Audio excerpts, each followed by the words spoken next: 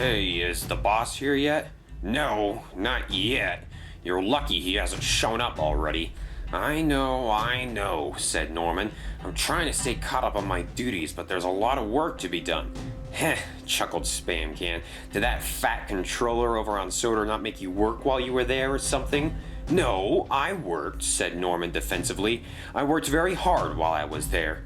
The only difference is that I got a break once in a while. Well, you're getting a break now, said Bowler crossly, so stop complaining. He was not amused. Hey, Norman, said Dart, did that diesel you went looking for ever return from the big city or whatever it was? Oh, said Norman crossly, you mean Paxton. Huh, grunted Bowler. Paxton, that deserter who wanted to go play with the steam engines instead of helping us? Yes, that one, said Norman. Yes, Dart, he did return, and everybody was thrilled to see him, but nobody even bothered to come looking for me. While everyone was wondering where Paxton had gone, I actually got out of the shed and tried to do something about the situation. Those steam engines didn't care about you one bit, apparently, said Den. Exactly, continued Norman. They all wondered where Paxton went, but the second I disappeared, nobody noticed. I decided that it was best to come back to where I belong, here on the other railway. We're glad to have you here, said Dart. One additional diesel to help the boss with his plans. Speaking of plans, asked Den, does anybody know why we've been called here? Patience, said Spamcan. Diesel 10 will tell us everything in just a moment. These new diesels don't understand anything, he whispered to Bowler. And they're so impatient, too, he agreed. Times were simpler when it was just the two of us causing trouble. Now we need a whole entourage everywhere we go. Just then, the diesels heard a loud, throaty rumble coming from a distance. Here he is, said Spamcan. Bring in the claw, chuckled Bowler. Ah, diesel engines of the other railway. Thank you for stopping what you weren't doing and meeting me here. So nice to see your lovely faces. Dart and Den looked at each other uncomfortably. Oh, I'm only joking, he said slyly. Seriously, don't take everything so seriously. Sydney rolled up next to Diesel 10. Splatter and Dodge are on their way, sir. Excellent, murmured Diesel 10. We can start the meeting without Splodge and fill them in at a later time. Let's begin, shall we? Bowler and Spamcan chuckled. Den and Dart were still a little confused. Let's face it, said Diesel 10, this railway is a rundown mess. The passengers don't like us, it smells weird all the time, and the trains are always late. The Sodor Railway, on the other hand, is nice and clean and is home to the most accidents on any railway in the world. Why's that? Asked Den. Steam engines, grunted Bowler. Nothing but causing crashes and wasting coal over there on Sir Topham Hatt's railway. What a mess, agreed Sydney. Diesel 10 continued. Last time we attempted to take control of the railway, we were unprepared and rushed, to say the least. We had some other diesels on Sodor that helped us with the preparation, but it didn't end up mattering. They were the ones who caused our plan to fail, and they're the reason we didn't end up victorious. Then let's not work with them this time, said Dart. My point exactly. Diesel, Airy, and Bert were no help to us, and they will not be joining us on our quest this time around. But we have found some additional support in the past few months, with Norman wisely rejoining us here on the other railway, and Den and Dart escaping from the scrapyard to join our team. All thanks to you, Diesel 10, said Dart. Without your assistance, Den and I wouldn't have made it out. My pleasure, murmured Diesel 10 evilly. In the past few months, I have been sending both Sydney and Dart over to Sodor to look for the best locations to begin our plan. They've both done an excellent job not to get caught, and we are finally ready for the plan to begin. Spamcan smiled. This is where it's going to get good, he whispered to Bowler. It begins tonight, continued Diesel 10. Dart will travel to Sodor and place his cargo car at the intersection near the yard. A busy crossing like that will be the perfect place to wreak havoc. Then he will lead Sir Topham Hatt away from the hustle and bustle of the yard. Shortly thereafter, Den will arrive on Sodor at the docks. Yet another distraction for Sir Topham Hatt. While the steam engines are trying to figure out what's going on, Bowler and Spam Can here will sneak onto the railway and round up all the remaining diesels. They've chosen not to help us, so they will be the first ones we will capture, including that traitor, Paxton, who is going to be in a lot of trouble. Norman, you're going to be assisting Dart wherever he needs help.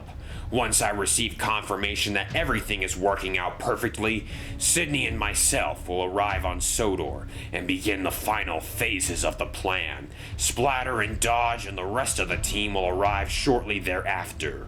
Any questions? The Diesels looked at each other. That sounds brilliant, sir, said Spam Can. I couldn't have thought of a better plan myself, agreed Sydney. Sir, asked Den, you said I am arriving at the docks, correct?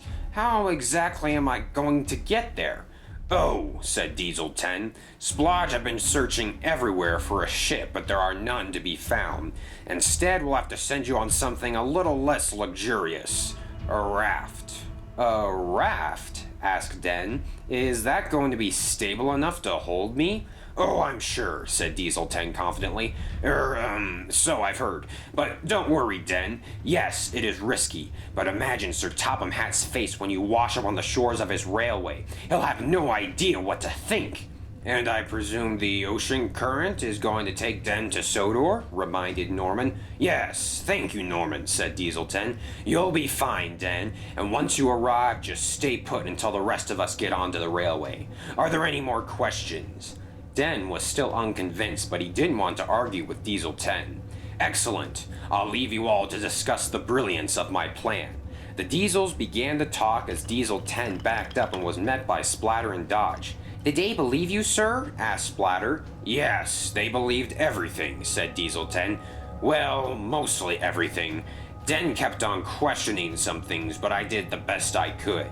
Den is nothing but a troublemaker, said Dodge. We shouldn't have saved him or Dart from scrap. We don't need them. Yes, we do, said Splatter. They're an important part of the plan, and without them, we'll fail. It's too late now, said Diesel 10. I've told them almost everything, so it doesn't matter what we think about them.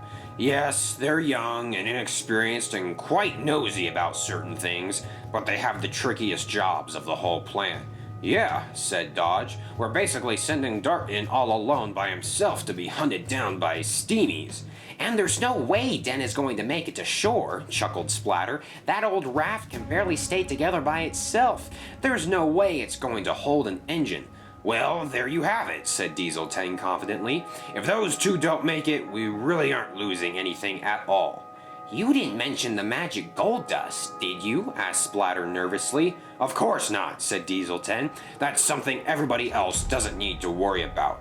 Why didn't you mention it? Asked Dodge. That's what we're going after this time around. The magic gold dust, not the railway, right? Shh!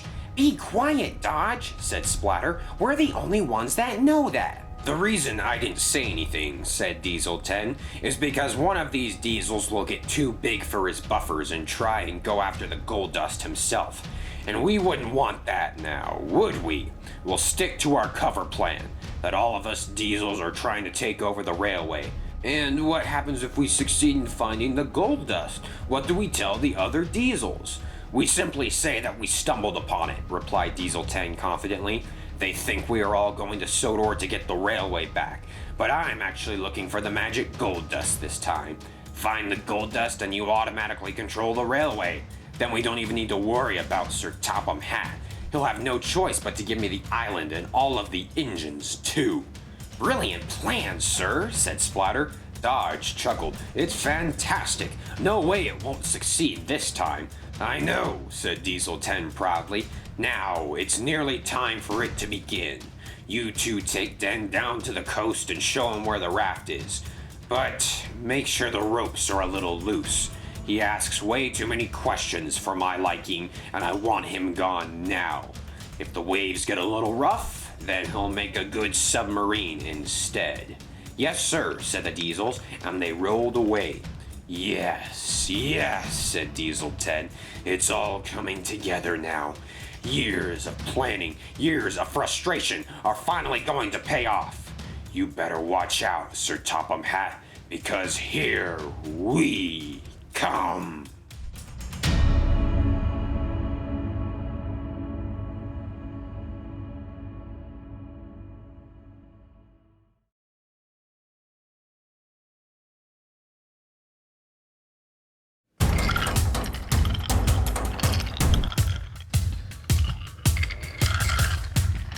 stop! Get back here!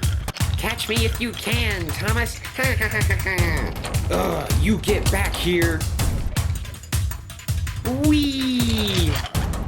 Yoo-hoo, nice to see you. Who was that? I've never seen that engine before. It must be an intruder. Don't worry, sir. I'll catch him. Quick, Percy. We must do something. After them.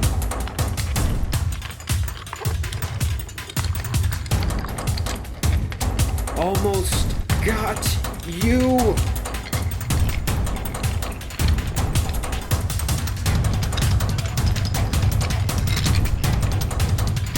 Whoa! Ouch! Oh! Ah! Oh! Haha, Thomas, maybe next time.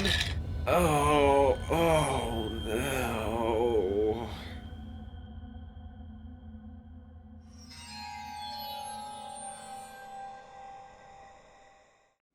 Thomas? Thomas? You okay, Thomas? Yeah, I think so. That was a crazy ride, said Trevor. I'm glad you're okay. I almost had him too, said Thomas crossly. We were headed for Knapford Station, and I could have cut him off before he reached the switches.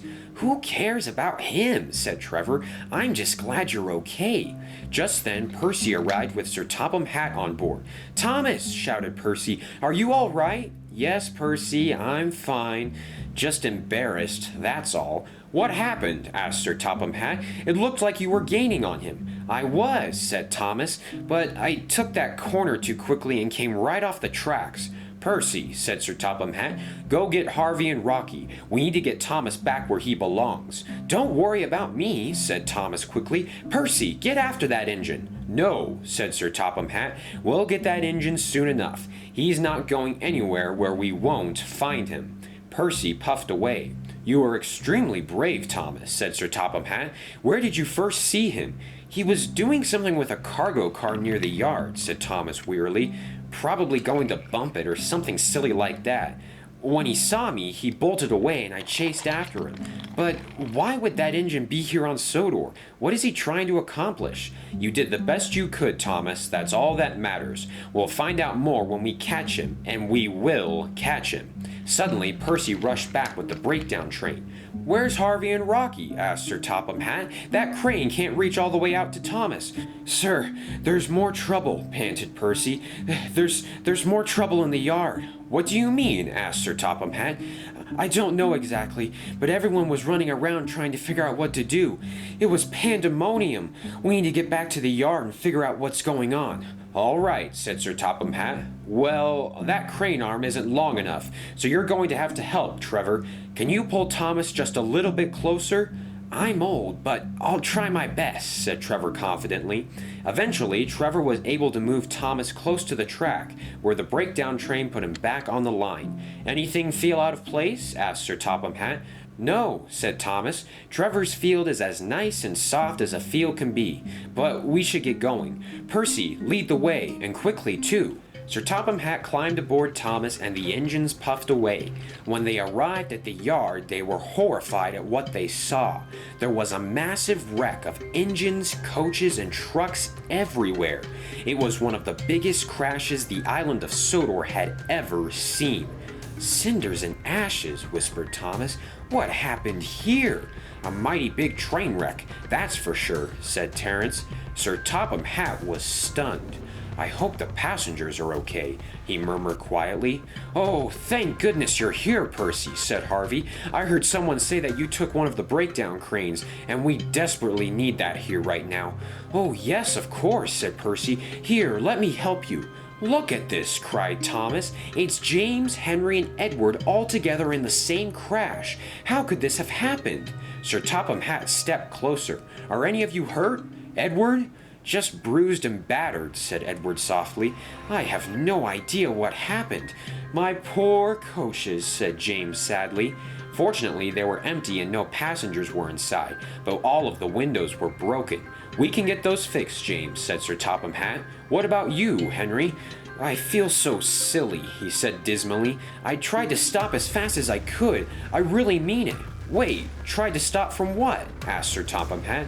That cargo car over there, said Henry. It was in my way when I came around the bend and I couldn't stop in time. And then I came along, said Edward. I hit the bumps after the tunnel and couldn't brake fast enough, and I hit Henry at nearly full speed.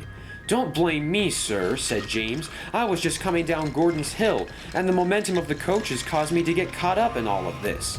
I'm not blaming anyone, said Sir Topham Hatt. I'm just glad you're all okay. But we have to figure out who left this cargo car. Sir Topham Hatt stopped talking. He turned to Thomas. You said that the engine was messing around with a cargo car right before you saw him, correct? Yes, sir, said Thomas, and that's the same cargo car. I remember it because it was orange. Wait, what engine? Cried James. Yeah, asked Henry. Who are we talking about? Nothing, said Sir Topham Hatt. It's not important. Well, if this is true, Thomas, then this cargo car would have been sitting here on the points for quite some time. Why didn't the signalman notice? It's my fault, sir, said Gordon sadly. I was talking to the signalman about the lot of coal that just arrived. We were so distracted that neither of us noticed the car until it was too late. I apologize, sir, for my big mistake. James was furious. How could you? He shouted. You made us all crash and look silly. That's enough, James, said Sir Topham Hatt. Thank you, Gordon. Please, go get some rest. You've had a long day.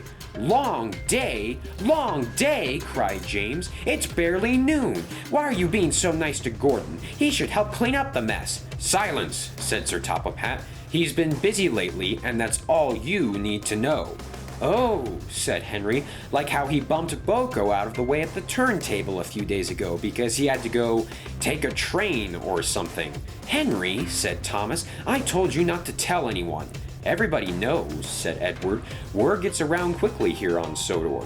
Gordon grew angry and sped away. Sir Topham Hatt sighed. That's enough out of everyone, he said. I'm just glad you're all okay. We need to get this intersection cleaned up as fast as possible. Look, trains are starting to pile up already. I think every engine is going to be delayed today. Let's go, Thomas. And Sir Topham Hatt climbed aboard. So your pesky new friend put a cargo car on the switch in the yard and caused a huge crash, said Sir Topham Hatt as Thomas puffed along. That's why he came to Sodor, if you were still wondering. I didn't think anything of the cargo car, said Thomas. I was so focused on the engine, not what he was pushing. It's not your fault, Thomas. Apparently that speedy diesel is more troublesome than we originally thought. Thomas pulled up next to the Sodor Railway repair near the airport. Well, at least one thing is staying on schedule today, said Sir Topham Hatt. Well done. It's looking better and better every day. The Sodor Railway repair nodded in approval. He doesn't like to talk, does he? Asked Thomas. Don't worry, said Oliver as he puffed up. Everything's right on clockwork. I'm just waiting for Edward's ballast train to get here so we can continue our work. It's going to take a while, said Thomas. There was a big crash at the intersection just outside of the yard, and Edward was one of the engines involved. Oh my, said Oliver. That's a crucial area for getting trains through. Is everything going to get delayed? Probably, said Sir Topham Hatt pessimistically. There's nothing we can do about it now, though. I'm just glad everybody's okay, said Oliver, including you, Thomas. I heard that you were chasing an engine today that didn't belong on Sodor. Yes, said Thomas. We came right through here, actually. The Sodor Railway repair had a front row seat for the excitement. The Sodor Railway repair looked away shyly. Well, if Edward's not coming, then what should I do? Asked Oliver. I'll send another engine soon enough, said Sir Topham Hatt. Keep up the good work. And also keep an eye out for a small red diesel. He's a quick one, so you better be quicker. Sir Topham Hatt hopped aboard Thomas and he puffed away. You can drop me off here, Thomas. I need to make sure that the rest of the island is okay after such a terrible crisis today. Thank you for your bravery. Thomas smiled and he puffed away. Sir Topham Hatt took a deep breath and sighed. Invaded on our own island again, he said to himself, and this time I'm here to see it. Sydney warned me a few months ago about something like this, but I didn't know it was going to be a demolition derby with my engines involved. I must find out more about this. Later that day, Sir Topham Hatt arrived at the sheds near the docks. Diesel, Airy, and Bert were sleeping there. Wake up, said Sir Topham Hatt sternly. I need to talk to you all. Not now, said Airy wearily. I need to sleep. Ahem, said Sir Topham Hatt loudly. The Diesels suddenly awoke. They didn't realize it was Sir Topham Hatt who was speaking to them. That's more like it, he smiled. What do you need? Asked Diesel. He was cross at having been awoken from his nap. Don't play this game with me, said Sir Topham Hatt forcefully. You know what's going on, and I want answers. What? Asked Airy. We don't know what you're talking about. I won't ask again. Do you have a part in what's going on right now? With all due respect, sir, said Diesel, we don't know what you're talking about. Please enlighten us with some information. Sir Topham Hatt sighed. Playing difficult to get, are we? All right, so be it. This morning, Thomas spotted a red Diesel in the yard pushing a cargo car onto the points. Thomas chased him down, but the Diesel unfortunately got away. Airy and Bert chuckled to themselves. Be quiet, said Diesel. Sir Topham Hatt continued. Even though the engine has briefly escaped, we are going to find him very soon. My question is, did you three have a part in this? The Diesels grew serious. No, sir, said Diesel. We have no idea what you're talking about. Sir Topham Hatt was unimpressed. Stop playing these games, he said crossly. If you admit that you helped this Diesel get onto the railway right now, I won't punish you when we catch him, and he confesses that you three are his friends. We can't confess to something we don't know anything about, said Bert. Sir Topham Hatt was losing patience. Very well, he said. If you Diesels think this is funny to pretend as though you don't know anything about this, then so be it. But you've been warned, and when this Diesel is caught, there will be consequences. And it will not be sitting in the shed like last time. It will be much, much worse. Sir Topham Hatt noticed something at the docks. A bunch of engines were gathered around, talking very loudly. What's this about? He asked crossly. I need to go see this. And Sir Topham Hatt walked away. The Diesels sat in silence. You're going to get us into trouble, said Diesel crossly. Not so fast, came Spam Can's voice as he rolled out of the shed. You did well, Diesel, Airy, and Bert. Sir Topham Hatt didn't even suspect we were here. You three are very convincing, said Bowler as he moved forward. You lie like it's no big deal. Yours a practice, I presume. Stop it, said Bert. We're not a part of your plan this time around. We don't want anything to do with Diesel 10. Yeah, said Airy. His plans never work, and it won't work this time either. Oh, on the contrary, said Spam Can. My orders are to send you three away because you're going to rebel if we don't. But we'll give you a chance to rethink your decision, said Bowler. If you join us and Diesel 10 in the quest to take over Sodor, then we'll let you go. You won't have to see the inside of the scrapyard like the rest of these steamies. But the Diesels were firm. We're not doing your dirty work, said Diesel sternly. We were a part of Diesel 10's last plan and it failed miserably. We're not going through that again. What if I told you we found Norman? Asked Bowler curiously. The Diesels perked up. Norman, exclaimed Airy. Where has he been all this time? On the other railway, said Bowler, where he belongs, and so do you. Come join us now, and you'll get to see him very soon. Diesel realized he had to make a decision. No, he finally said. Norman's made his decision, and so have we. So be it, said Spam Cam, but I am disappointed in you all. He revved his engine loudly. Get a move on to the scrapyard. And Bowler and Spam Cam began to herd Diesel, Airy, and Bert away. Meanwhile, Sir Topham Hatt finally made his way to the docks. There were engines everywhere. What's going on? He shouted. Why are we all standing around? Engines, back to work. Look, said Donald. Here comes Captain. What is he pushing? Asked Sir Topham Hatt. A raft, said Salty, and it appears there be an engine aboard it, sir. Wow, said Gator. So many new engines on the island of Sodor all of a sudden. Captain finally pushed the raft to the docks. Good thing I found you off the coast, he said happily, or you'd be floating away right now. Ah, here we are. Welcome to Sodor. Den noticed the engines staring at him intently. Oh, hello. My name is Den, and I've just escaped from a railway. A horrible railway indeed. Would you mind if I came ashore? Sir Topham Hatt chuckled. Apparently, the island of Sodor has become a railway of refugees lately. Well, Den, if your story is true, then I applaud you for getting away before they scrapped you. If it's not, then you will be sent back to where you came from. But, for the meantime, permission to come ashore. What? Cried Donald. You're going to let this engine run around on our railway? Asked Whiff. He could be another intruder. How do you all know about that? Asked Sir Topham Hatt. That accident literally happened this morning. Word travels fast here on Sodor, said Arthur quietly. Sir, said Captain, you might want to make up your mind fast because this raft isn't going to stay afloat much longer. Fine, said Sir Topham Hatt. Den, you may come ashore. We've recently had some intruders on our railway, so we are all on high alert just in case this happens again. Please excuse our lack of courteousness for you right now.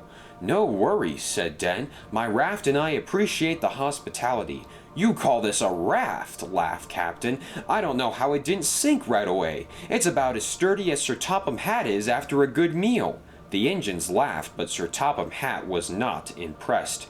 And, the ropes are loose too, continued Captain quickly. This raft wasn't meant to hold an engine, that's for sure.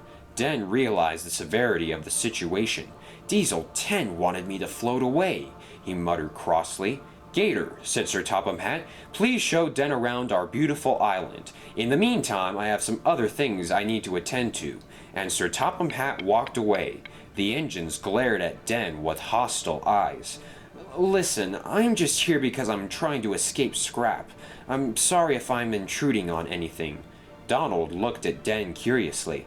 I've been sent for scrap too, he said calmly, so I understand your predicament. Welcome to Sodor, Den. And the other engines gradually began to warm up to Den. Said Sir Topham Hatt. Diesel, Airy, and Bird sure left quickly. I wonder where they went off to. Ah, Duck, just the engine I was looking for. Would you please take me to the intersection at the yard? Of course, sir, said Duck, and they arrived a few minutes later. Harvey was cleaning up the last of the freight cars. There's not much to see here, said Harvey, just some smashed pieces of rolling stock. I'm not smashed, shouted Rickety crossly. I did a good job of surviving. Thank you very much. Sir Topham Hatt chuckled. Harvey, make sure Rickety gets sent to the works for repairs. And a new attitude. Yes, sir, said Harvey happily. Come along, you rusty truck. Maybe it's time you got a new paint color, too. What a mess, said Duck quietly. I don't think I've ever seen an accident this bad, and I've had some crazy crashes, mind you. Agreed, said Sir Topham Hatt. So much has happened today. The two sat in silence as the sun began to set. Can I tell you something, Duck? Asked Sir Topham Hatt. Of course, sir, replied Duck. I have this feeling that this is just the beginning of something very big that's going to happen over the next few days. Keep a sharp lookout, will you? Yes, sir, I will, sir, said Duck calmly. Good engine, he said. I need some serious rest after today. I'll see you tomorrow, Duck. Mind if I give you a ride, sir? Asked Duck politely. No thanks, said Sir Topham Hatt. I need some time to think to myself. And he walked away. Duck felt bad for Sir Topham Hatt. No controller should ever have to go through this, he murmured sadly, and he puffed away. When Duck arrived at the sheds, the rest of the engines were already there. So now there are two strange diesels on our railway? Asked James crossly. What is Sir Topham Hatt thinking? Why doesn't he just invite the rest of the other railway over to the sheds for tea tomorrow afternoon while we're at it? Gator's watching him closely, said Rosie, and Gator's a trustworthy engine. He doesn't even work here, continued James. He's just a visitor who's probably working with the diesels about how to get rid of us. Paxton felt uncomfortable. Not all diesels are bad, you know, James. Very good point, said Edward. We should just be thankful that everybody was okay after today. Too many crashes for my liking. All because Henry hit a cargo car that was standing still, said Gordon quietly. Hey, said Henry crossly, you're the one with all the secrets suddenly, Gordon. Why don't you tell us what's going on between you and Sir Topham Hatt? We know something is up. There's nothing to tell, said Gordon quickly. It's private railway business. What an excuse, laughed James. He's not going to tell us anyway. "You broke my express coaches," said Gordon crossly. "You're not pulling the express anymore," shouted James. "That's enough," said Thomas finally. "We can't let this continue. This red diesel wants this to happen because he knows it will make us weak. Enough with the gossiping and criticizing. I need some rest after a day like this." "Thomas is right," said Duck. "Tomorrow we must focus on catching this engine before he can cause more trouble." "I'm working with the Sodor Railway repair near the airport," said Oliver, "so I'll keep an eye out." "How is the work there?" asked Paxton. "So far, so good," replied Oliver. "The Sodor Railway repair is an extremely hard worker. The job will be done way before schedule." "Wherever any of us go tomorrow," said Edward, "we must keep a watchful eye out. This diesel could be anywhere, and he might even have some friends." Behind the sheds, Dart and Norman were listening carefully to the engine's talk. Norman chuckled. "They think you're working alone, Dart. This is exactly what Diesel 10 wanted to have happen. By this time tomorrow, we'll have this railway all to ourselves." Dart smiled. "Tomorrow's going to be a fun day indeed," he said slyly. "I'm going to go report this to the boss." And he rolled silently away. Norman stayed where he was and looked at the sheds. He didn't want to admit it, but he immensely missed the company of the steam engines and his good friend Paxton. No, he said sternly. "I can never stay here with them. These engines didn't care about me while I was gone, so why should I care about them now? They've made their decision and so have I." And Norman rolled down the track into the night. The next morning, Thomas awoke bright and early to take his morning train. Some of the engines were still at the shed sleeping, and some were already away to pull their trains as well. "I hope today is a better day than yesterday," said Thomas optimistically, and he puffed down the track. When Thomas arrived at Knapford Station, he was surprised to see that Paxton wasn't there yet. Soon, James left with the express, and Paxton still hadn't shown up. Thomas was beginning to grow suspicious when Gator arrived with Den. "Hello, Thomas," said Gator. "This is my new friend, Den. I'm giving him a tour of the island." "Nice to meet you, Den," said Thomas. "Say, Gator, you don't happen to know where Paxton is, do you? He was at the sheds this morning, but I haven't seen him since then. He needs to take this train to Maithwaite soon." "I haven't," said Gator. "Paxton's not the engine to be late for such important things either.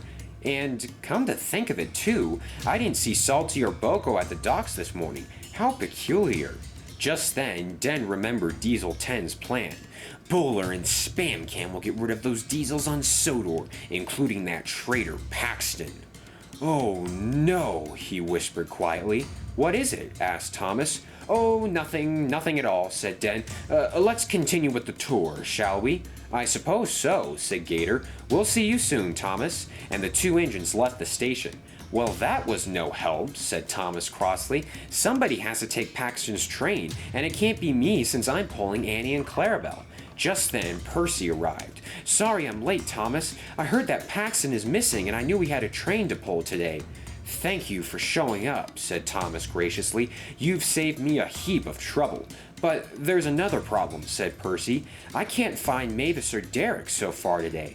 I wonder where everybody's gone all of a sudden." "They'll show up eventually," said Thomas. "Anyway, I must be going now." Just then, Sir Topham Hatt ran out of his office onto the track. "Stop, Thomas!" he shouted. "What is it, sir?" asked Thomas. "You need to take me to the airport, right now." "What for?" asked Percy. "The railway inspector is on his way to Sodor right now." "The railway inspector?" cried Percy. "What?" said Thomas. "Why didn't we know about this beforehand?" "Apparently it's a surprise visit," said Sir Topham Hatt. "I don't have time to explain because we must go right now." "But what about my train?" asked Thomas. "Percy can take it. These cars will have to wait for now. Let's go, Thomas." Sir Topham Hatt jumped aboard and Thomas quickly rushed away to the airport. On his way, he passed Elsbridge Station, and there was Daisy's milk tanker still waiting on the platform. "Bother Daisy for being late," said Sir Topham Hatt. Jeremy had just landed when Thomas arrived. There was the railway inspector, getting ready to tour the island. "Bother," said Thomas crossly. "We don't have a coach to pull him in, sir. Oh, I should have brought Annie and Clarabelle after all." "No time for regrets," said Sir Topham Hatt. "You must go run and get a coach as fast as possible." Just then, Billy rounded the corner with a special coach. He was taking it to Tidmouth for Stepney's train. Perfect, said Sir Topham Hatt. We'll use this coach and you can pull it, Thomas. But Thomas saw something under Toby's windmill. It's the diesel, he shouted. You get back here, you troublesome engine. No, Thomas, yelled Sir Topham Hatt. I need you to lead the tour for the railway inspector. I'll keep him away so he doesn't cause trouble, sir, shouted Thomas as he puffed away. Sir Topham Hatt sighed. Perfect, just perfect. This day has just begun and it's going horribly. What's going on, sir? Asked Billy cheekily. Billy, the railway inspector just arrived, and I need you to take him around the island and make sure he has a good time, too. Billy looked nervous. Well, I don't think I'm very good at that, sir. I don't make a very good first impression. There's no time to get another engine, said Sir Topham Hatt quickly. Look, here he is. Ah, Mr. Railway Inspector. So nice to see you again on such short notice, too. Yes, said the railway inspector. I promised you I would return eventually, and here I am. What do you mean? Asked Sir Topham Hatt. Remember the last time I arrived and I was treated most horribly by that bus of yours? Your Great Western engines put everything right at the end, but I told you I would return in a few months, and here I am. Sir Topham Hatt sighed. Oh, yes, how could I forget? Well, we here on Sodor are so happy to have you again. Thank you very much, said the railway inspector. Oh, this looks like a nice coach. And who is this engine that will be transporting me around today?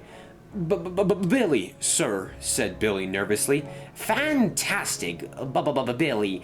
I am so excited. Shall you join me? Said Topham Hatt. No, not today, I'm afraid. I have some other important, big, major issues to attend to. So sorry. You know, said the railway inspector, I usually give good reviews to the railways where the controllers join me during the inspection process. Sir Topham Hatt sighed. He realized he didn't have a choice. Very well, he said, trying to sound happy. After you, Mr. Railway Inspector. And the two climbed aboard and Billy set off. Meanwhile, Gator and Den arrived at Wellsworth Station. What a beautiful station, said Den. Nothing on my railway compares to this. Mine as well, murmured Gator. I'm just visiting Sodor for a short time right now, but I can't wait to come back already. Sir Topham Hatt is one of the hardest working controllers I've ever met, and he really appreciates it when engines are useful. Den was quite surprised. That's interesting, he said. I've heard some things about Sir Topham Hatt myself, but they were all very negative. Gator was shocked. You must have the wrong controller then, he said. Sir Topham Hatt is so understanding and so passionate for running a good railway. It's a shame there aren't more of him around on other lines. Den was quite humbled. Maybe Sir Topham Hatt isn't that bad of a guy, he thought. I wonder what other lies Diesel 10 has been telling me. Let's keep going, said Gator. I want you to meet the Sodor Railway Repair. He's quite an interesting fellow. Billy was puffing along the backcountry route. The railway inspector was impressed so far. Look at all those steam engines by the sheds, he commented. Of course, I think diesel engines are much better, but then again, that's just my opinion. Yeah, grunted Billy, that's just your opinion. He bumped the coach hard. Whoops, he said, I must have hit a bump in the track. My bad. And he continued along his way. Nice meeting you, chuffed Oliver happily, and he puffed down the line. Oliver's a nice engine, said Den cheerfully. He was saved from scrap by another engine on Sodor, said Gator. Some nasty diesels almost got him when he was trapped on the other railway, but fortunately Douglas was able to get him out just in time. Den sighed. I'm one of those nasty diesels, he thought. That's exactly what Diesel 10 wants to do to Sodor, and I'm helping him. And this is the Sodor Railway Repair, said Gator. He's very friendly, but doesn't say much. I think you'll like him. Gator puffed away and Den slowly followed. This can't be the railway that Diesel 10 was talking about, he said to himself. The engines are too nice here. Diesel 10 has convinced me that Sodor is a bad place, but in fact it's the nicest railway I've ever seen. I don't want to help Diesel 10 anymore, he said quietly, but he expects so much from me. I will have to tell him as soon as possible. Let's keep going, Den, said Gator. We still have a lot to see. And Den rolled away sadly. On the other side of the island, Billy was showing the inspector how the engine wash worked. You know, said Topham Hatt, I'm very impressed with what I've seen, but I'm surprised we haven't come across any diesels so far. Yes, according to my notes here, I've seen exactly 0 diesels since I arrived. Where are they all at? Oh, they're here all right, said Sir Topham Hatt. They're working hard, but not as hard as my steam engines. Oh, there are a bunch of them right there, said the railway inspector. Wow, they're all in one spot, just for me to see. Sir Topham Hatt was horrified. There were Spamcan and Bowler herding the diesels into the sidings in the yard. And I didn't know you had Class 40 diesel locomotives on your railway, said the inspector. Me neither, said Sir Topham Hatt, trying not to lose his temper. Billy, I think we've seen enough of the yard. Please take us to Elsbridge Station immediately so that we can finish the tour. Billy saw the diesels too and rushed away with the coach as fast as he could. Did you hear something? Asked Spamcan. I don't think so, said Bowler. Run, Billy, run, shouted Paxton. Warn the other engines before it's too late. Quiet, you traitor, shouted Bowler, but Billy was already gone. Don't you think we're going a little too fast? Asked the railway inspector. I want to see everything one more time. Sorry, not today, said Sir Topham Hatt quickly. Billy finally arrived at Elsbridge Station and was so nervous that he stopped short of the platform. Sir Topham Hatt and the railway inspector got out. Well, minus that last roller coaster part right there, said the inspector. Your railway is in excellent shape, Sir Topham Hatt. Congratulations. The two climbed the pedestrian bridge and surveyed the island from the top. Sir Topham Hatt noticed something out of the corner of his eye. It was Norman and the red diesel he had seen before. Yes, said Sir Topham Hatt impatiently. Thank you, Mr. Railway Inspector, for your visit, but I believe it's time for you to go home now. But I don't want to go home, said the railway inspector, and I haven't even seen the narrow gauge railway yet. What's going on? Sir Topham Hatt noticed something in the distance. Problems, he said. Lots of problems. If you could please wait inside Elsbridge Station here, that would be fantastic. I will not, said the railway inspector crossly. Sir Topham Hatt, what is going on here? Just then, the pedestrian bridge began to shake violently. Jump, cried Sir Topham Hatt, and he and the railway inspector jumped clear just in time. Diesel 10 rolled forward menacingly. Look who's here, shouted Diesel 10 loudly. Yes, I'm back and better than ever, Sir Topham Hatt, and you better believe it. Ah! Cried the railway inspector, and he ran away into a field. Looks like you're all out of options, said Diesel 10 sneakily. Nowhere to run, nowhere to hide. Say hello to my good friend Pinchy. Hey, boss, came a voice. I'm here to help you with your plan. It was George the steamroller, but he was going too fast and smashed into the side of the Elsbridge platform. The building collapsed right in front of Diesel 10 and barely missed Sir Topham Hatt. Well done, shouted Diesel 10. George, you've been in hiding all this time, and the moment you come out to say hello, you ruin everything. Sorry, said George. I haven't driven in such a long time that I forgot how fast I could go. Diesel 10 realized he could no longer reach Sir Topham Hatt, and Sir Topham Hatt did too. Don't worry, said Diesel 10. I'll move this debris out of the way, and in no time you and I can have a nice conversation that's long overdue. Just then, Thomas rushed up. Hop aboard, Sir Topham Hatt. Let's get out of here. With pleasure, said Sir Topham Hatt, and the two raced away. No, shouted Diesel 10. Norman, Dart, get after them. And the two diesels rushed away. Boy, Thomas, am I glad to see you. I thought I was going to be Diesel 10's lunchtime snack there for a moment. Sir, said Thomas, the whole island has been taken over. Bowler and Spamcam are trapping the diesels, and the rest of them are beginning to round up the steam engines. We must get away from all of this, said Sir Topham Hatt. Here, Thomas, go straight ahead, right here. Wait, here? Asked Thomas curiously. Yes, here, said Sir Topham Hatt. This will buy us some time. I've never been down this line before, said Thomas nervously. Not many engines have, said Sir Topham Hatt. Now let's go before somebody sees us. Thomas moved carefully forward down the strange line and out of sight. Just then, Norman and Dart raced around the bend. They didn't even notice the tracks leading off into the other direction. The rails creaked and cracked underneath Thomas as he rolled slowly forward. "Are you sure this is safe?" asked Thomas nervously. "I'm sure," said Sir Topham Hatt. "Gordon's a lot heavier of an engine than you." "Gordon?" asked Thomas. "What about Gordon?" "You'll find out in just a moment," said Sir Topham Hatt. Thomas broke through the trees and stopped. He gasped at the sight that lay before him. It was the Flying Scotsman. "The Flying Scotsman is here!" cried Thomas. "Oh my, this is quite exciting! Where have you been all this time?" "Right here," said the Flying Scotsman. "This is where I'm always at." "Yes," said Sir Topham Hatt, "the Flying Scotsman is the guard." "The guard for what?" asked Thomas. "The magic gold dust," said Sir Topham Hatt quietly. "The magic gold dust?" asked Thomas. He looked around at the rock formations. "This is incredible," he whispered. "And this is where it's at?"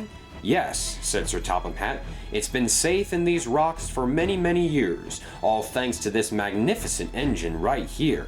"I've always wondered where you went," said Thomas. "I remember Sir Topham Hatt allowed you to stay many years ago, but nobody has seen you since." "Indeed," said the Flying Scotsman. "When Sir Topham Hatt originally approached me about this idea, I was originally very hesitant because I wanted to be a really useful engine. But he assured me that this is one of the most useful jobs on the whole railway." "Yes, it is!" shouted Thomas. "This is very important.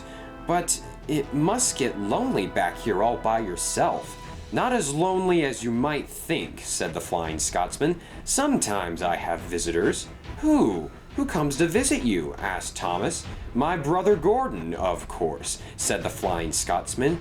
"It all makes sense now!" exclaimed Thomas. "That's why engines have seen Gordon coming down this line so many times recently. We thought he was hiding something back here, but it turns out he's just visiting his brother." The Flying Scotsman smiled. "Pleasure to see you again, Thomas.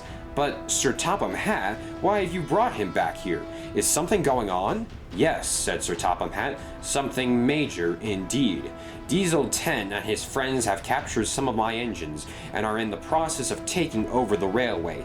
It's only a matter of time before Thomas isn't accounted for, and Diesel 10 sends an engine to look for us." The Flying Scotsman chuckled. "Don't worry, Sir Topham Hatt, I'm sure we'll be fine right back here." But Sir Topham Hatt wasn't so sure. "No, we aren't," he said strictly. "Diesel 10 isn't looking for me or Thomas or diesel oil or anything he has been in the past. He wants something greater this time. He wants complete control of the railway." "He wants the gold dust," said the Flying Scotsman quietly. "Wait, how do you know that?" asked Thomas. He was very confused. Sir Topham Hatt sighed. "A few months ago, one of Diesel 10's engines warned me about a possible attack, but he said it would be very different than the ones in the past. It would be bigger this time, with more help. But why would Diesel 10 want to take control of the railway again? He got control of it last time with ease, but he was after something else. Something that he didn't end up getting." "The magic gold dust," whispered Thomas. "Exactly," said Sir Topham Hatt. "He's come back, and that's what he wants. He wants to destroy the magic gold dust, and that's how he's finally going to take control of the railway once and for all." "Well, we can't let him get back here," said Thomas. "He'll figure out that this is where it's at." "Yes," said Sir Topham Hatt. "He's had spies on our railway for months, and I'm sure they have ideas of where it could be." "But," Sir Topham Hatt thought for a moment, "Diesel 10 can't destroy all of the gold dust if it's all not right here. What do you suggest we do?" asked the Flying Scotsman. "We must separate the lock from the keys," said Sir Topham Hatt. "Thomas, you must go get a freight car from the yard and bring it here so that we can fill it up with gold dust. Then you must hide it somewhere separate from the rest of the gold dust so that not all of it can be destroyed. Will you do that for me?" Thomas smiled. "Yes, sir, I will, sir," he said bravely. "Let me go get that troublesome truck for you." "Fantastic," said Sir Topham Hatt. "I will stay here with the Flying Scotsman just in case one of Diesel 10's engines gets curious. Good luck, Thomas." Make us proud, said the Flying Scotsman happily. Thomas puffed cheerfully away back down the line. My biggest job yet, he said proudly. I can do this, and I can save the railway. Thomas eventually made his way to the airport junction. It was oddly silent. Where is everybody? He wondered to himself. Just then, Thomas heard a loud noise that sounded like a bell ringing. Oh, it's good to be back, came a voice. Around the corner appeared Spencer with a very different look. Spencer, whispered Thomas angrily. No, he's helping the Diesels again. How could he? Oh, be quiet, said Splatter. There's nobody here to listen to you. No need to be so noisy, said Dodge impatiently. You always have to make an entrance. Yes, I do, said Spencer snootily. Ever since Diesel 10 gave me this new coat of paint, I've felt grander than ever before. Here we go again, said Dodge crossly.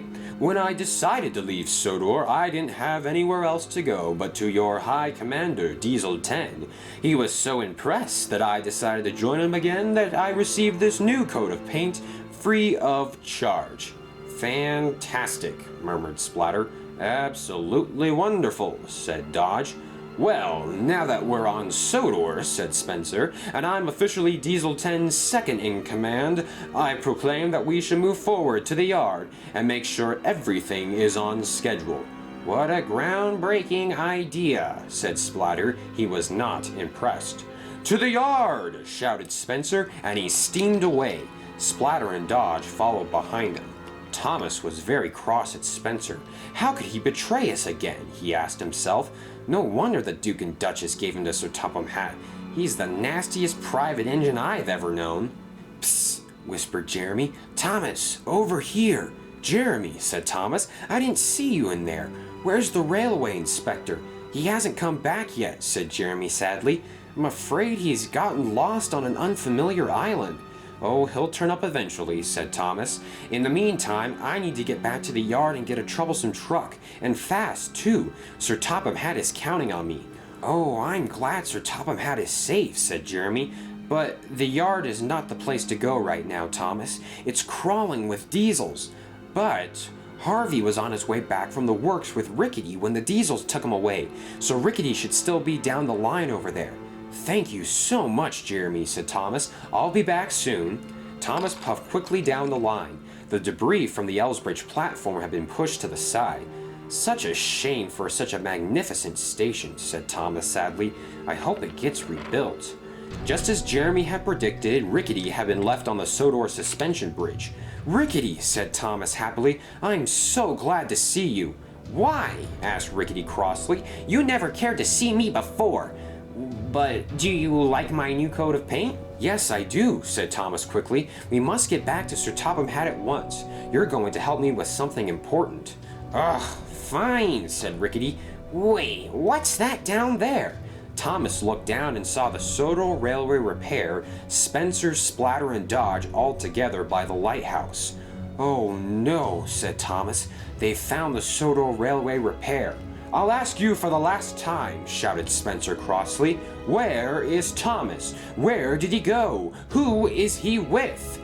He's not going to answer your questions, said Splatter. He's just not that type of engine, said Dodge. He probably doesn't know anyway. I'll see about that, said Spencer crossly. He bumped into the Sodor Railway Repair very hard. Tell me what you know. The Sodor Railway Repair looked nervously at Spencer. Don't give me that look, he shouted. I know you know something, and if you won't tell me, I'll find out by force.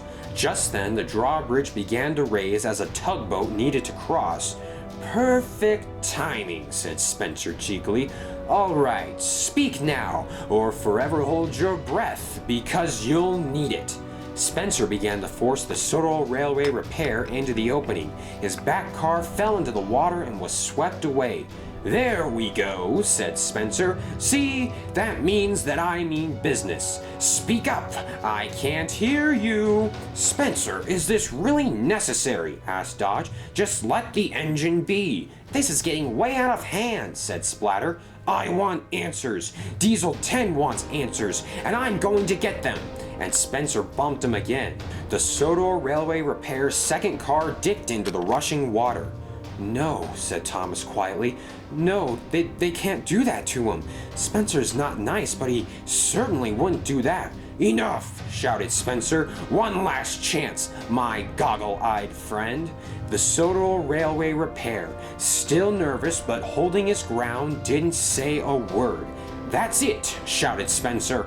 Cannonball! And he shoved the Sodor Railway Repair into the water. He was immediately swept away by the current. Thomas was horrified. He had never witnessed something as awful as that. Even Rickety was traumatized by what he had seen. What was that for? Cried Splatter. We needed him to answer our questions, not swim like a fish. That was uncalled for, said Dodge firmly. He didn't do anything to you. He deserved it, said Spencer. When I want answers, I get answers, no matter how I do it. Just then, Den rolled quietly around the corner. Thomas, he said, you must get out of here before it's too late. Take Rickety and leave at once. Diesel 10 and Spencer are looking for you, and if they find you, they won't be kind. How do you know this? Asked Thomas. Den sighed. I was part of Diesel 10's team, but I've realized how wonderful a place Sodor is, and I want to help you and your friends. Diesel 10 has been telling lies to me about all of you, and I've realized it's not true. You are all really useful engines, so please get away before they find you.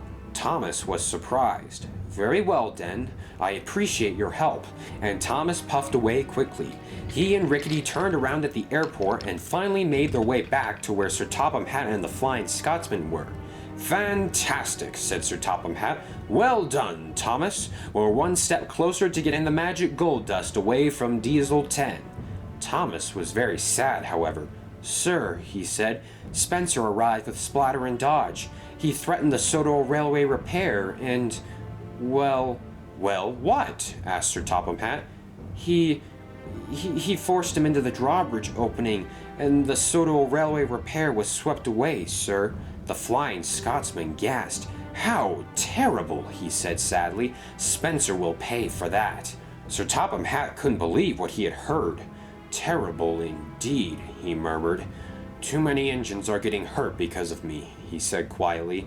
This is the perfect example of how not to run a railway.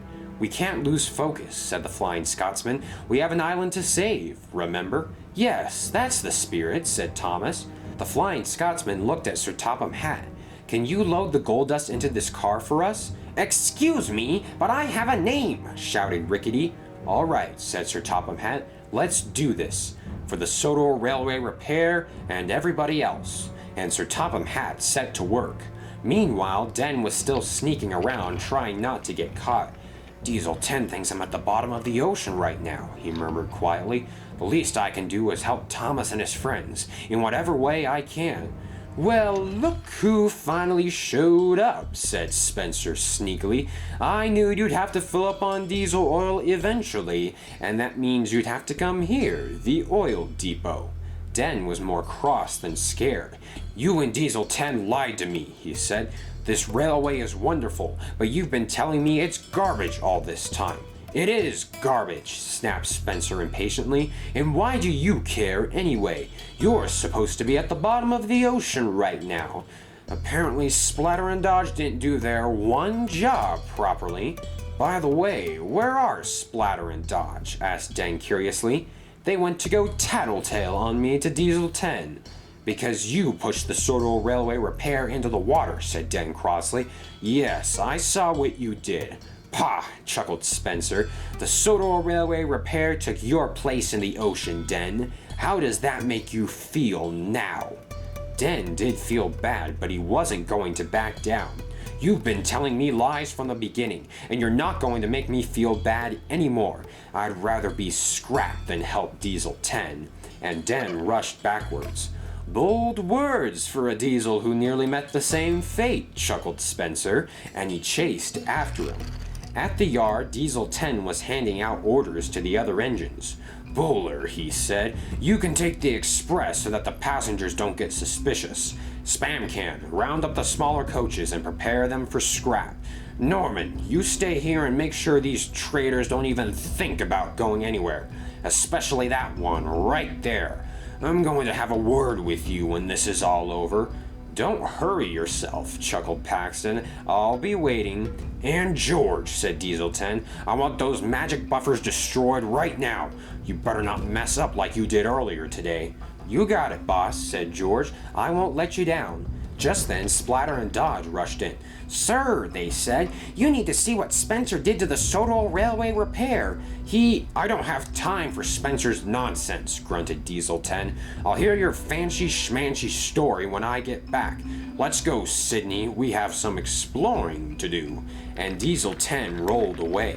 Why are you doing this? Asked Mavis. Why do you believe the lies Diesel 10 is telling you? So that's it, said Norman crossly.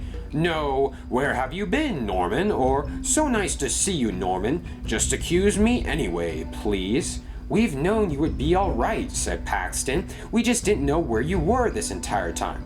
Yeah, right, said Norman. I went looking for you, Paxton, and nobody even bothered to come looking for me. What does that show you about the island of Sodor? We did send engines to look for you, said Boko calmly. I was a part of that team. We really do care about you, Norman, but you just weren't here to see it. Norman was surprised. You went looking for me?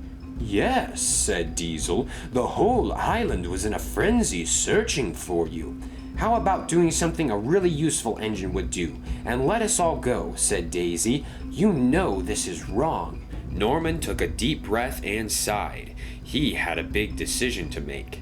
Back at the sheds, the engines didn't know what to do. Where's Thomas? Asked Percy nervously. He should have been back by now. He'll be fine, said Toby confidently. He and Sir Topham Hatt are going to think of something. Just wait and see. Quiet, shouted Dart. Diesel 10 said no talking, so guess what? No talking.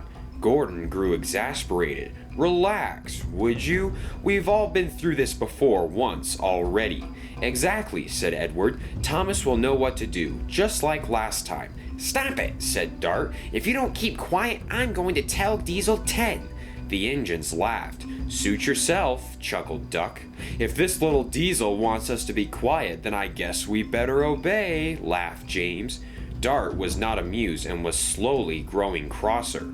At last, Sir Topham Hatt was finally done loading the gold dust into Rickety. Phew, he said wearily. That was a lot of work. I haven't gotten that much exercise since I nearly had to help pull Henry out of the tunnel all those years ago. Excellent job, sir, said the Flying Scotsman. Now let's get out of here before Diesel 10 finds us. Thomas, you take that truck with you. Rickety! My name is Rickety! He shouted crossly. I'm not just that truck, you know. Thomas bumped him. Be quiet, he chuckled. I'm going to keep this safe, I promise. And Thomas puffed away down the line. The Flying Scotsman was still warming up. Almost there, sir, he said. I'm ready for a good run at last. Thank you for protecting the magic gold dust all these years, said Sir Topham Hatt. Now let's ride together one more time. And the Flying Scotsman slowly rolled out of his siding. Thomas hurried along the line with great speed. He cleared the points just as he saw Diesel 10 and Sydney come out of the tunnel. Cinders and ashes, whispered Thomas, and he puffed away as fast as he could. Here we go, said Diesel 10. This track looks a little suspicious, don't you think? I guess so, replied Sydney. I didn't have time to check this line while I was sneaking about. There were always engines around here. But Diesel 10 wasn't listening. Yes, he said. I need to check on something right now. Go make yourself useful somewhere else. Yes, sir, said Sydney, but he was very confused at why Diesel 10 wanted to be alone. Diesel 10 chuckled evilly. At last! This is where the magic gold dust is kept, and it's going to be mine. Gold dust collecting. Yes, that has a nice ring to it. A perfect hobby to have while I'm in charge of this railway. The Flying Scotsman was picking up speed. Look out, sir, he said. There's Diesel 10 ahead. Sir Topham Hatt grew cross. Ram him, he shouted. Throw him off the rails. Diesel 10 saw the Flying Scotsman coming. Oh, so we're jousting here, are we? Well, guess what? Pinchy's hungry! And Diesel 10 shot forward. The two engines sped toward each other at a frightening speed and crashed violently. Diesel 10 tumbled off the track helplessly as the mighty Flying Scotsman continued on unharmed. Well done, shouted Sir Topham Hatt. Excellent job, Flying Scotsman. Diesel 10 was furious. No, he shouted. This isn't how it's supposed to end. Should I keep an eye on him, sir? No need to, chuckled Sir Topham Hatt. He's not going anywhere anytime soon. Let's go find Thomas and tell the other engines the news. Back at the sheds, the steam engines were losing patience. Dart had gotten bored and was telling them the story about how Diesel 10 had saved him from scrap. Boy, it was a close call, continued Dart, but Diesel 10 came out of nowhere and pushed me to safety. I've been a follower of his ever since, and he's the greatest leader an engine can have. Ugh, groaned the engines. Hey, shouted Dart, it's a true story. Just then, Gordon thought of something very peculiar. So, Dart, you were almost scrapped, he said. Isn't it a bit ironic that the only thing Diesel 10 wants to do is scrap steam engines like us? Not really, said Dart. He saved me because he knew I would be useful. He wants to get rid of all of you because he knows there's no way you can be really useful engines. Duck chuckled. You wait and see, Dart, he said calmly. Gordon smiled at Duck. I think it's time you and I had a nice good conversation about Diesel 10, he said to Dart, and about how big of a bully he is. He's not a bully. He's simply doing the right thing. It's not the right thing to us, said Toby. Diesel 10 is nothing but a coward, said Gordon fearlessly. This made Dart cross. He turned to face Gordon. I'll have you know, he said, that I once saw Diesel 10 put 10 trucks in line with only... Now, cried Duck, and Gordon raced forward and knocked Dart right into a ditch. Hooray! Cheered the engines happily. Gordon chuckled. You know what this reminds me of? He began to sing.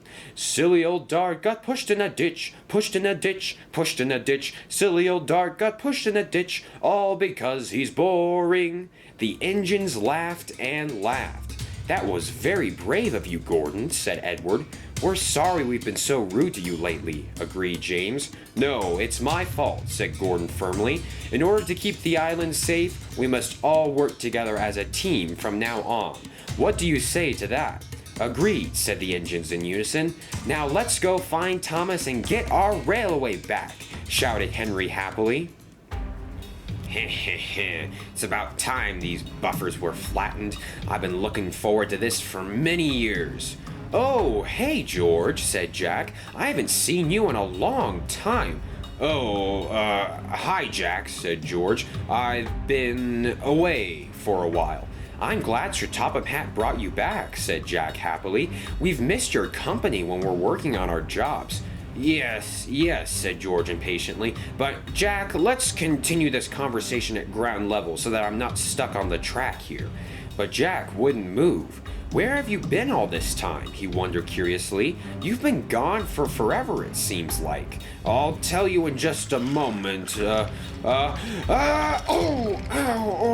Oh, no, said the Flying Scotsman. I hit a steamroller that was on the tracks, Sir Topham Hatt. I'm sorry I couldn't stop in time. Sir Topham Hatt chuckled. That used to be my steamroller, he laughed, but he's been in hiding for quite some time now. It appears George was on his way to the magic buffers right now, probably on a job for Diesel 10.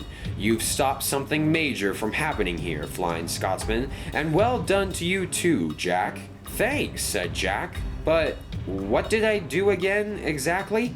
Nothing can stand in your way, apparently, Flying Scotsman, said Sir Topham Hatt. Now let's keep moving back to the yard. Meanwhile, Thomas was still trying to find a place to hide Rickety from the rest of the gold dust. Up ahead on the viaduct, Den and Spencer were heading straight for him. There's going to be a collision, said Thomas.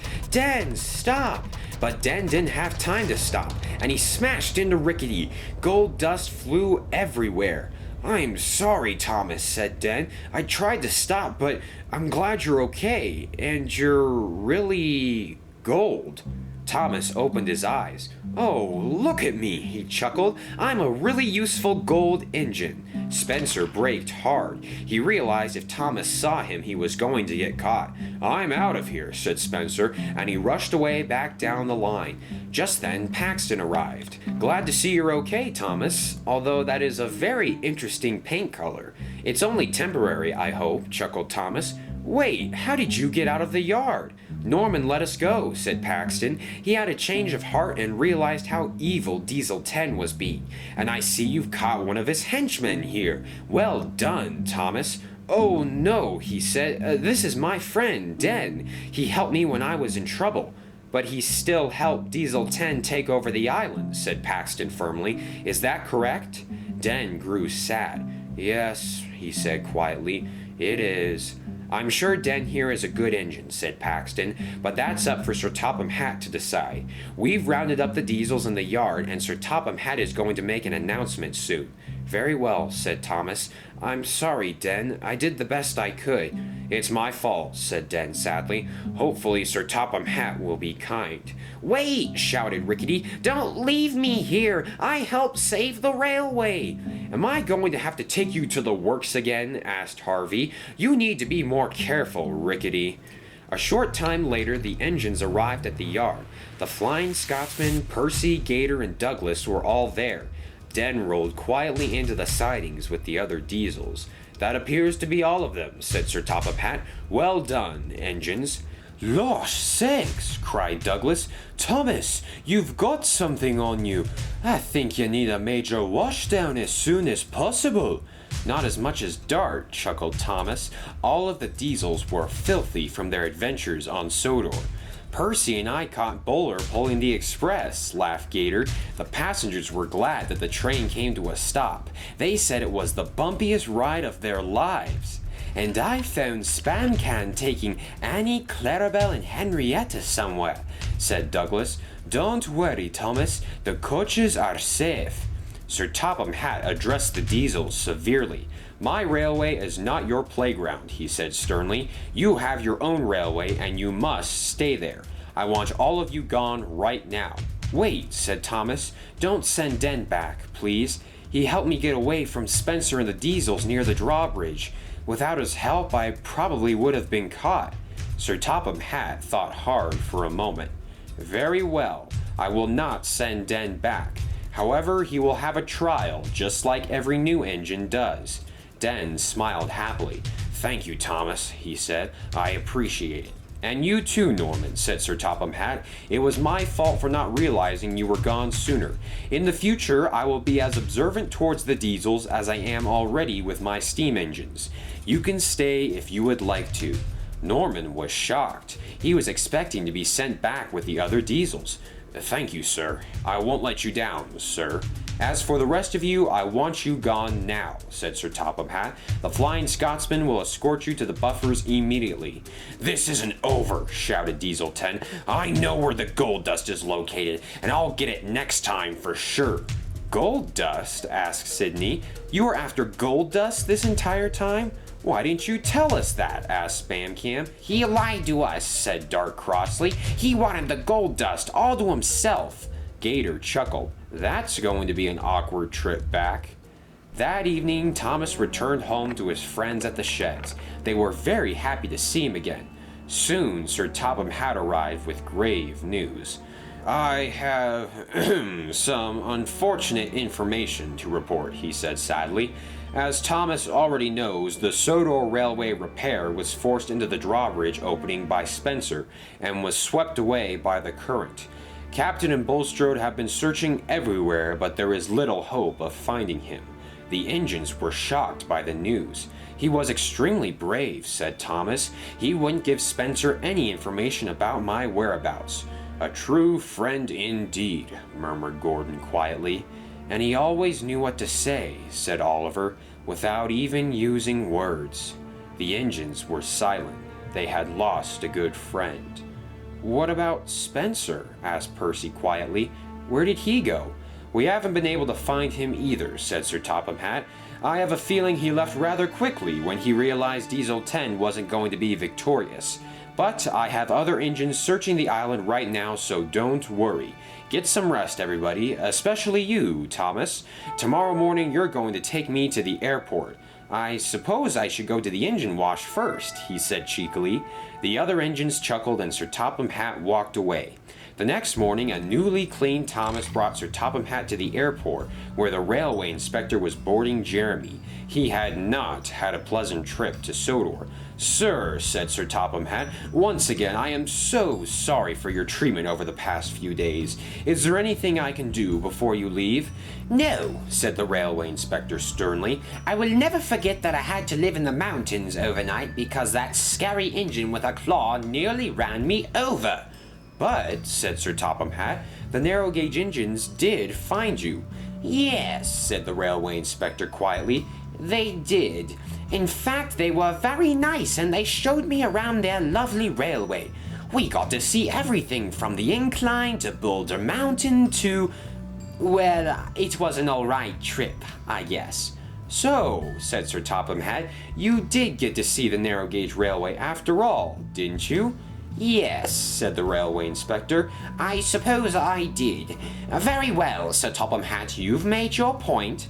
Have a safe trip back. I look forward to hearing your review. Humph, said the railway inspector. I will take my time writing it, that's for sure. And the railway inspector climbed aboard Jeremy. Thomas puffed around the corner and found the Flying Scotsman sitting in a siding. So he's still a guard? Asked Thomas happily. I'm good at it, said the Flying Scotsman. It's a job that suits me well. He's here to make sure those diesels don't attempt to start something else, said Sir Topham Hatt. If everything works out just fine, then we won't have to deal with Diesel 10 anymore. And now, Gordon doesn't have to plan any secret trips, laughed Thomas. The Flying Scotsman's just off the main line. Thomas continued down the track to Elsbridge Station. The pack was working on repairing the Elsbridge platform. Come on, George, shouted Nelson. You have to work harder than that. I'm trying, said George crossly. It's a lot easier knocking down a station than putting it back up again. I figured since he knocked it down, he could help with the reconstruction, said Sir Topham Hatt. Thomas laughed. Not so fun this time around, eh, George? George was furious. Rebuilding stations, what a life, he grumbled crossly. Thomas continued on to the drawbridge. Captain was still searching the water for any sign of the Sodor Railway repair.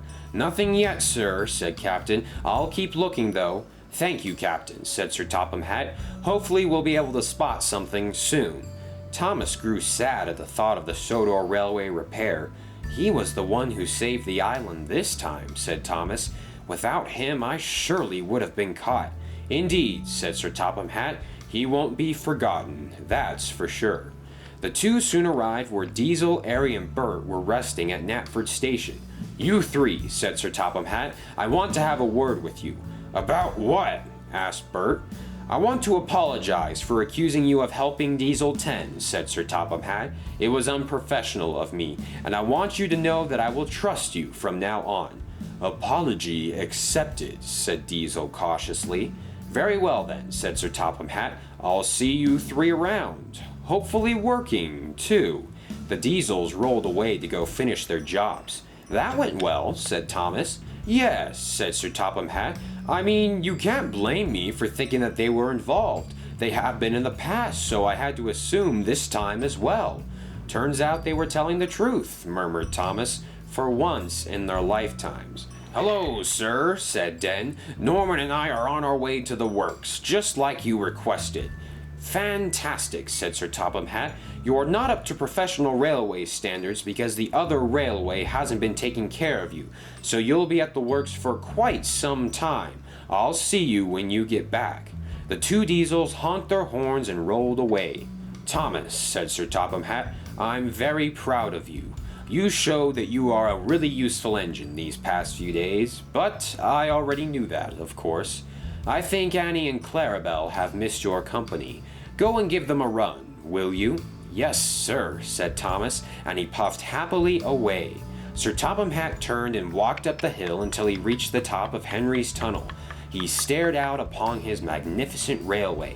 The trains were on time, the engines were happy, and the passengers were still grumbling. Everything was back to normal. Even when times are so bleak that it doesn't appear that we'll make it through, the island of Sodor is a fighter, that's for sure. These engines deserve the best, and I'm proud to be their controller. Long live the Sodor Railway!